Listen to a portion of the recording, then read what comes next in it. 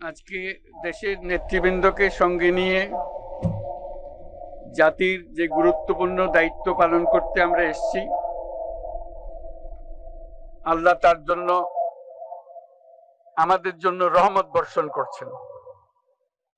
আল্লাহর রহমত নিয়ে আমি এই ঘোষণাপত্র পাঠ করব। বিসমিল্লাহির রহমানির রহিম। যেহেতু